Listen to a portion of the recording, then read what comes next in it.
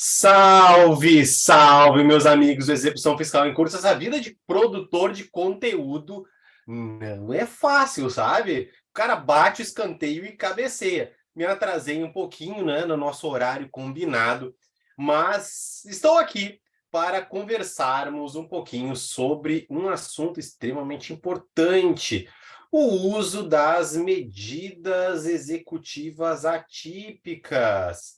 Tudo porque hoje eu estava atualizando o meu livro, né, de comentários à execução fiscal. Alô, Quartier Latam, quem sabe vamos fazer uma segunda edição, né? Os seguidores estão reclamando já por uma edição atualizada. Estava atualizando o meu original.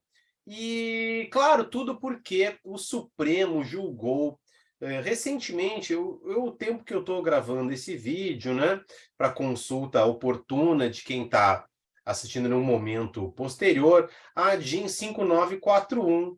E o Supremo apreciou esta ADIM com relação ao artigo 139, inciso 4º do CPC, que diz lá a respeito sobre as medidas indutoras, né, coercitivas, subrogatórias, aquelas medidas que chateiam o executado, né, para fins de induzir o executado a cumprir a sua obrigação. Então, eu estava atualizando diante dessa decisão do Supremo, e que o Supremo vem se pronunciando sobre situações muito importantes e emblemáticas para as cobranças tributárias como um todo, ao tempo, ao menos, em que fazemos esta nossa atividade aqui nas nossas lives semanais, reinaugurando, né, uma nova temporada depois das férias. Bom, e aí então o Supremo julgou isso aí e eu fui revisitar as minhas anotações e consegui fazer uma espécie de checklist que eu quero compartilhar com vocês, né? Um checklist do uso destas medidas executivas atípicas, indutoras, e que eu popularmente chamo lá na vara de princípio da chateação do executado. É aquela medida que, em alguma situação, causa um incômodo, causa algum tipo de constrangimento, algum tipo de embaraço. E mesmo escrevendo hoje à tarde, eu fiquei bastante na dúvida, assim, de como criar critérios objetivos para que a gente consiga desenhar um mapa e desenhar limites ao emprego dessas medidas indutoras, né, que chateiam, incomodam, perturbam, causam um tipo de desconforto para o executado. E então a gente tem que tentar tratar disso aí, mas antes disso nós tivemos, portanto, uma decisão vinculante. Decisões vinculantes do Supremo hoje em dia estão causando um alvoroço, né? E uma decisão vinculante do Supremo: olha, esta previsão em abstrato é constitucional. Não há dúvida com relação a isso, todos nós estamos vinculados, obrigados a este, digamos assim, panorama maior, este contexto mais amplo, esta premissa maior. Bom, esta previsão, ela abstratamente, né, genericamente prevista lá no CPC, é constitucional. E vamos prosseguir, então, esta norma do CPC, ela é constitucional. Será que ela se aplica na execução fiscal? E para isso, talvez vocês já estejam bem por dentro aqui dos nossos conteúdos. Boa noite, todo mundo que está cumprimentando aí. Eu estou tocando baile aqui, como diz um amigo meu. Estas regras do CPC, será que elas se aplicam na execução fiscal? E, primeiro de tudo, a gente precisa lembrar que a nossa lei de execuções, ela vem permeada, ela é uma colcha de retalhos, porque ela permite que a gente faça penetrar nela normas de outros ramos. Não é qualquer choque pensar que a lei que protege o bem de família se aplica também nas execuções fiscais. É uma lei processual extravagante. Assim como é uma lei processual extravagante, o CPC, quando traz das regras de impenhorabilidade.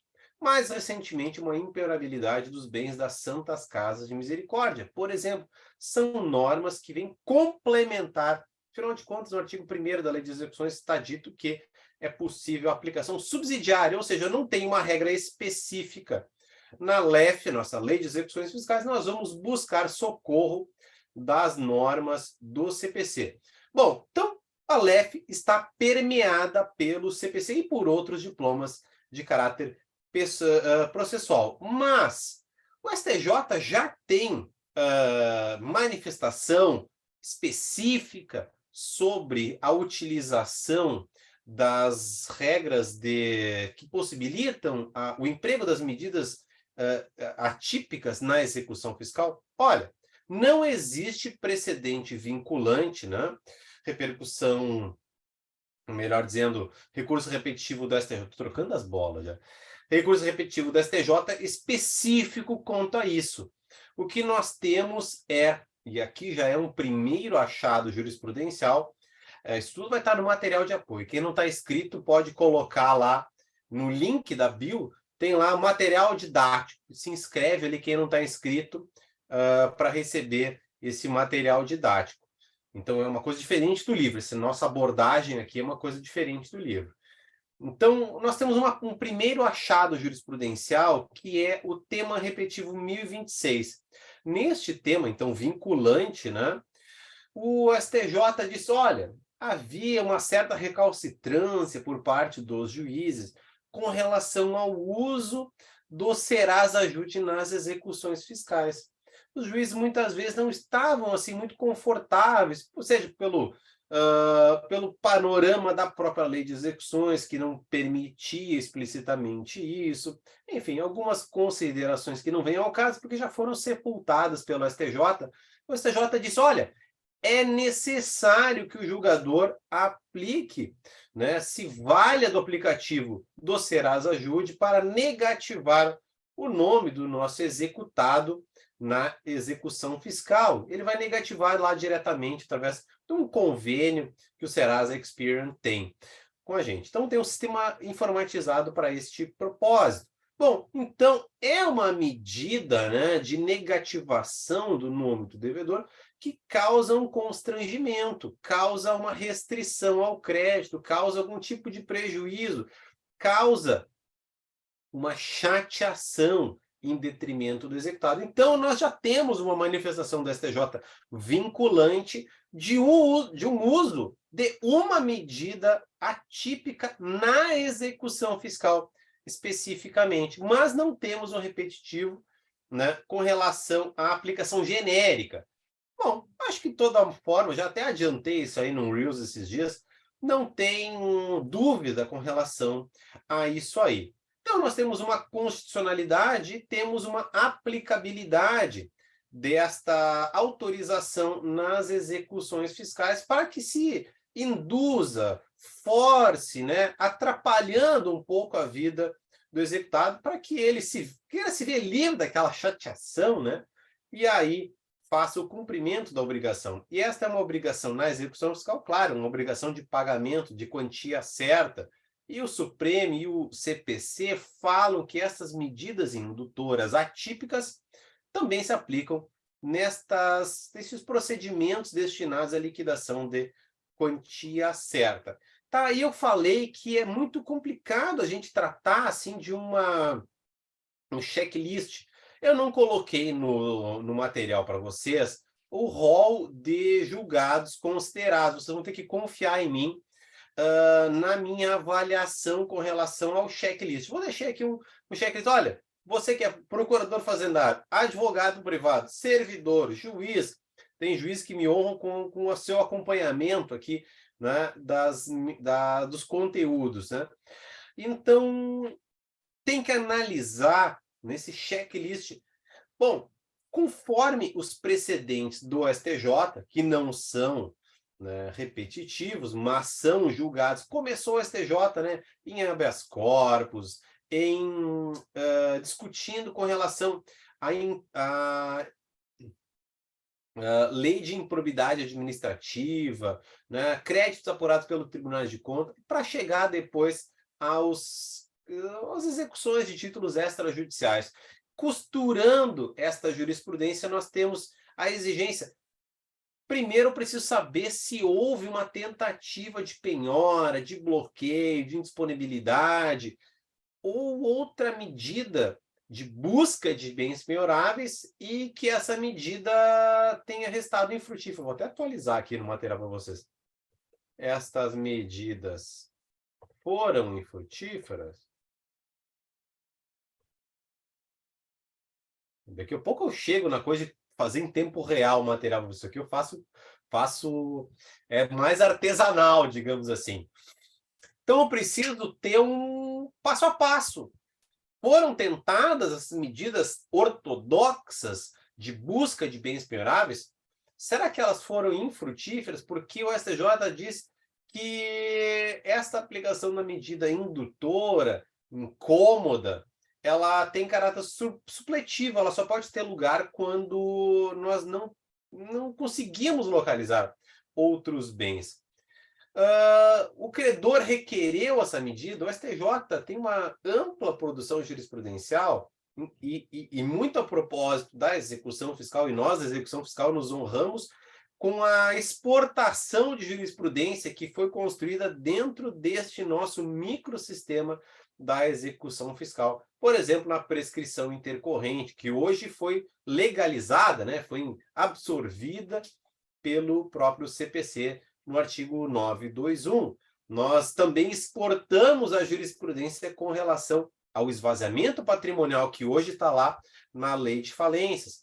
Então, a gente exporta conhecimentos, né, construídos dentro da execução fiscal para outros âmbitos. Então, é útil a gente buscar coser, né, esta construção. E o STJ tem uma ampla construção jurisprudencial impedindo medidas de reforço de penhora na execução fiscal de ofício, né? O STJ veda que o juiz reforce a garantia da execução. Até particularmente eu tenho um pensamento diferente disso, mas não importa, o STJ é repetitivo agora, eu estou vinculado a isso aí. Ele requereu essa medida, por exemplo, para fazer um bloqueio de valores, precisa ter pedido específico com relação a isso. Para fazer uma indisponibilidade genérica, o STJ exige pedido específico para que o juiz aplique o artigo 185 do CTN, certo? Então, teve pedido do credor? Se não teve, não tem lugar à medida. Se requereu, o juiz tem que dar vista ao executado para que se manifeste sobre isso. O STJ exige um contraditório prévio. Nada mais corriqueiro, mais óbvio, mas às vezes o óbvio precisa ser dito também, né? A gente tem que oportunizar o contraditório. Às vezes me espanta algumas informações que os seguidores me compartilham. Olha, eu tive um caso assim, assado. Olha, eu não posso comentar caso específico, mas de toda forma eu fico com aquela impressão, olha, de vez em quando está havendo uma supressão deste contraditório prévio. De toda forma, o STJ foi lá e bateu o martelo. Precisa ter contraditório prévio. E essa medida requerida pelo exequente, mediante contraditório, olha, me diz aí, vai pagar ou quer que eu faça a medida aí constritiva ou indutora do pagamento, que chateie o executado? Essa medida requerida, o juiz vai fazer, o STF disse, ainda não temos, neste momento, a leitura do voto condutor que vigorou, assim, que frutificou lá na sessão, mas das notícias do Supremo, o que nós já temos, olha, o juiz deve fiscalizar em concreto esta aplicação, né? Porque a regra geral está lá no CPC. Eu preciso aplicar essa regra em concreto. Esta medida restringe algum direito fundamental do executado ou impede o exercício de alguma atividade econômica lícita, certo? Algum direito fundamental, um direito de liberdade, por exemplo, né? Eu não posso prender o executado para obter o pagamento, né? A execução corpórea já foi banida há 2000 anos do ordenamento jurídico e todas as tradições daí decorrentes foram preservadas. Então, restringe algum direito fundamental, né? Não pode haver restrição ao direito fundamental. O que pode haver é este exercício de uma pressão lícita, negativação do nome do executado, por exemplo, é um constrangimento legal, porque, afinal de contas, ele é devedor. Então, é um constrangimento legal.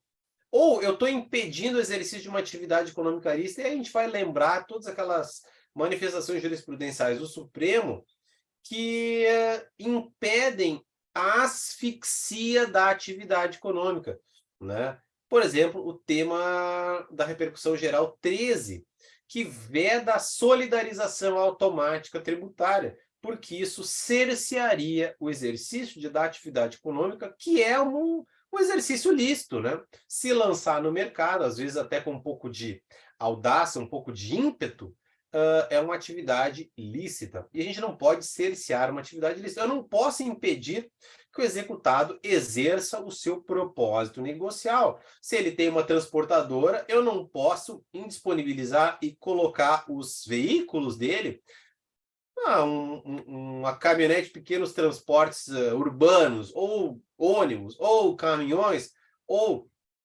outros veículos de transporte, colocar eles fechados, porque isso asfixia a atividade econômica. Então, é difícil, estou dando exemplos mais gerais, mas é difícil a gente trazer algum critério muito objetivo. Isso aqui tudo que está posto já na jurisprudência do STJ. E ainda, né, além de não se poder cercear o exercício de um direito fundamental ou uma atividade econômica lícita, essa medida ela tem que ser razoável e proporcional. Isso está dito pelo Supremo e também pelo STJ. Olha, uma medida razoável pode ser, por exemplo, olha, o executado não tem nada no seu nome, misteriosamente não tem nada, mas ele aparece passeando de Lamborghini em Punta del Este. É uma coisa um pouco estranha, né? Ficar passeando de Lamborghini, ostentando nas redes sociais. Eu sei que tem muito dublê de rico, né? Para usar um termo popular, né? Dublê de rico, mas, de toda forma, tem formas aí de esconder patrimônio. E se nós tivermos um mínimo de indícios de que o executado preserva ou esconde, enfim, tem acesso a recursos próprios para honrar o seu débito tributário, olha, me parece razoável a gente chatear esse executado para que ele não exerça um direito, por exemplo, de dirigir, que não é, se ele não é motorista profissional, não atinge um direito fundamental. Tem outros transportes, né? Transporte alternativo não precisa necessariamente dirigir. É razoável? Parece ser. É proporcional? Olha, vou fazer uma restrição tão gravosa quanto é o contexto do meu processo. Talvez eu possa apertar um pouquinho mais o parafuso e impedir, por exemplo, que ele, já que gosta, né, nesse nosso exemplo, é tudo hipotético, tá? Não estou falando de caso concreto, daqui a pouco vamos ficar falando que eu estou comentando processo pendente. Não, o juiz não pode manifestar sobre o processo pendente, então é tudo hipotético. Estou inventando um caso aqui, tá? É tudo hipotético.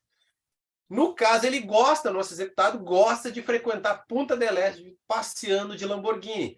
Será que, talvez impedindo ele de viajar para o exterior, isso não apertaria um parafusinho a mais para incomodar, causar um constrangimento razoável, que não restringe um direito fundamental? Todo mundo pode viajar, tem o poder de transitar pelo território nacional, mas não está sendo preso.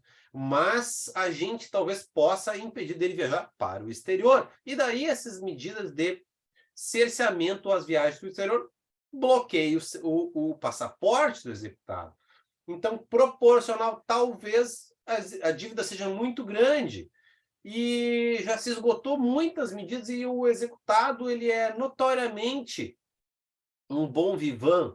Bom, talvez a gente possa apertar um pouquinho mais o parafuso, né? Dar mais uma meia volta na chave aí. Será que tem uma outra forma menos onerosa ao executado e que também pudesse efetivar o direito do executado, do credor, melhor dizendo, efetivar o direito do credor? Porque é necessário que nós respeitemos, isso também está posto, ao menos na leitura da notícia do Supremo, é necessário que a gente utilize as medidas indutoras menos onerosas possíveis ao executado, né? Possível ao executado, porque eu posso ter uma outra medida tão apta quanto, mas que restrinja menos a atividade econômica do executado, cause um menor impacto. É difícil falar em concreto, né? Mas é um achado jurisprudencial bem importante, ou seja, o princípio da menor onerosidade se aplica também na utilização das medidas executivas atípicas. Tem que até anotar isso aqui no material de apoio para vocês. Quem não está inscrito, se inscreve para receber. Olha, pessoal, a gente não pode utilizar essas medidas indutoras do pagamento contra quem sabidamente é destituído de bens penhoráveis. Lamentavelmente, é uma situação frequente nas execuções fiscais, seja porque ela foi demoradamente ajuizada, seja porque o executado já foi à ruína financeira por outras razões que não vêm ao caso. Bom, o executado é um depauperado, ele é um hipossuficiente, ele não tem condições de honrar aquela execução. E a gente não encontrou nada, não tem nenhum indício, né? As visitas do oficial de justiça constataram que ele é uma pessoa de modestos recursos e tem pouco acesso a objetos de desejo, daí que talvez não seja possível a utilização desta medida indutora, porque isso acabaria tendo até um caráter de punição, né? Eu vou constranger, mas na verdade vou punir, porque não vou conseguir obter a medida, a solvência do crédito, né? Eu não vou conseguir, eu vou conseguir simplesmente fazer uma punição civil contra um devedor privado de bens, um devedor totalmente privado. Vou até colocar o totalmente, vai ficar mais legal. Um devedor totalmente privado de bens aptos à penhora. Então, essa medida não pode ser uma punição, ter esse caráter de punição, mas ela precisa ter um mínimo de reflexo na realidade. Como eu disse, olha, eu tenho indícios de que o executado se utiliza de bens de alto valor, ostenta nas redes sociais, né? Usa relógio, está nas redes sociais colocando lá que está viajando, enfim, todo mundo adora ostentar, né? E aí é possível utilizar esse tipo de elemento para justificar o emprego de medidas indutoras quando elas possibilitem efetivamente a recuperação do crédito, sem caráter de punição, sempre preservados os direitos fundamentais, a liberdade econômica e a razoabilidade e proporcionalidade no caso concreto, cabendo ao juiz sempre fundamentar a sua decisão, né? Trazendo elementos, fazendo referência aos elementos, discutindo isso tudo na decisão, para que, inclusive, se possa sindicar o teor dessa decisão através de agravo de instrumento. Também está assentado na jurisprudência que tudo isso pode ser combatido, né, através do agravo no instrumento. Até eu vi que a Milene, minha amiga, entrou aqui, muito bom, né, Milene? Tua aula lá no TAR foi sempre elogiada com relação à recorribilidade das decisões da execução fiscal, seja por agravo, seja lá por apelação em sede de embargos, ou mesmo quando se trata de decisão terminativa da própria execução fiscal. Então, pessoal, eu vou compartilhar com quem está inscrito este meu checklist, que eu espero possa ser... ela está dizendo aqui que tem decisão sobre o tema, mas não vinculante. É isso aí, bem como eu tinha constatado. Nós não temos decisão vinculante genérica sobre a aplicabilidade na execução fiscal do artigo 139, mas, como diz, já tem o tema 1026, que manda aplicar, né? Manda aplicar o Serasa-Ajude. Estou meio atrapalhado, confundindo os termos hoje. O Serasa-Ajude nas execuções fiscais. Tá bom, pessoal? Espero que vocês tenham gostado. Vou complementar aqui essas observações. Faltou a existência da decisão judicial no meu checklist, mas no material de apoio de vocês vai estar lá constando dessa forma, tá bom? Pessoal, muito obrigado a todos que participaram por aqui. Eu gostei muito de tratar desse assunto. Eu acho um assunto bem interessante, né? Eu tive um caso, uma situação que eu pensei em utilizar essas medidas executivas atípicas e, no final das contas, a situação se resolveu de outra forma e não tive nenhum case assim para perceber na prática como isso funciona. E quero pedir, se você teve algum caso desse tipo, né, alguma situação, compartilha comigo, né, para a gente aprender junto, sempre é muito legal. Pessoal, muito obrigado a todos que acompanharam. Se você está assistindo pelo YouTube, deixa lá o seu like para ajudar a fortalecer o canal. Muito obrigado a todos vocês que acompanharam. Até a próxima.